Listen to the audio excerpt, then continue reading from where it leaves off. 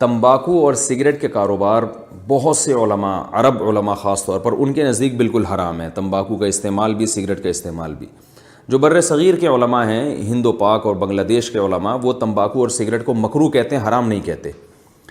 تو عرب علماء کی جو دلیل ہے وہ یہ ہے کہ قرآن مجید میں صاف طور پر اللہ نے حکم دیا ہے کہ اپنے آپ کو ہلاکت میں مت ڈالو۔ اس میں قرآن کی بہت ساری آیتیں ہیں کہ، اور وہ کہتے ہیں کہ جو سگریٹ ہے اور تمباکو، اس کا کوئی فائدہ نہیں ہے، نقصان نہیں ہے۔ سگریٹ کینسر کا ذریعہ بنتی ہے اور بہت ساری بیماریوں کا ذریعہ بنتی ہے، اور تمباکو بھی اسی طرح بالآخر انسان کو موت کی طرف لے جاتا ہے۔ تو خودکشی جیسے کھمبے سے چپک کے مرنا حرام ہے، تو ایسے ہی سلو پوائزن دے دے کے اپنے آپ کو مارنا بھی ناجائز ہے۔ جو بر صغیر کے علماء ہیں وہ یہ کہتے ہیں تمباکو اور سگریٹ یہ مکروہ ہے، حرام نہیں ہے۔ مکروہ کا مطلب، مکروہ اس لیے ہے کہ اس سے انسان ہلاک تو ہوتا ہے لیکن یقینی ہلاکت نہیں ہے۔ کئی لوگ 20 سال تک سگریٹ پیتے رہتے ہیں، کچھ بھی نہیں ہوتا ان کو، اور یعنی یقینی نہیں ہے۔ وہ کہتے ہیں وہ خودکشی جس میں موت یقینی یا غالب درجے میں ہو، وہ اس خودکشی کو ہم حرام کہیں گے۔ باقی جو آپ ایسی چیزیں استعمال کر رہے ہیں جو صحت کے لیے نقصان دہ لیکن فوری ضرر اس کا نہ ہوتا ہو، بلکہ اس کی تلافی بھی ہو سکتی ہے، جیسے تمباکو یا سگریٹ سے جو نقصان ہوتا ہے، بعض دفعہ اس کی کسی دوا کے ذریعے یا ایسی صحت مند خوراک کے ذریعے کہتے ہیں کہ اس کی تلافی بھی ہو سکتی ہے۔ تو ناپسندیدہ تو ہے اس لیے کہ بہرحال نقصان دہ ہے، اس پہ تو تمام ڈاکٹروں کا اجماع ہے، لیکن فوری نقصان نہیں ہوتا۔ یعنی آپ اس کو اس خودکشی پہ قیاس نہیں کر سکتے کہ ایک آدمی کھمبے سے چپک کے فوراً مر جائے اور ایک سگریٹ پی کے مرے، تو دونوں خودکشیوں میں زمین آسمان کا فرق ہے، اس میں یقین نہیں ہوتا۔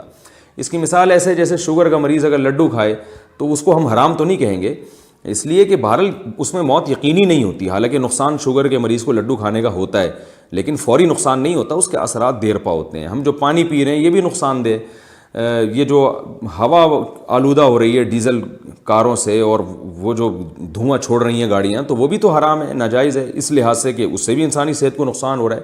لیکن اس کو ایسا حرام نہیں کہیں گے کہ جیسے کھمبے سے چپک کے مرنے والا، خودکشی کرنے والا۔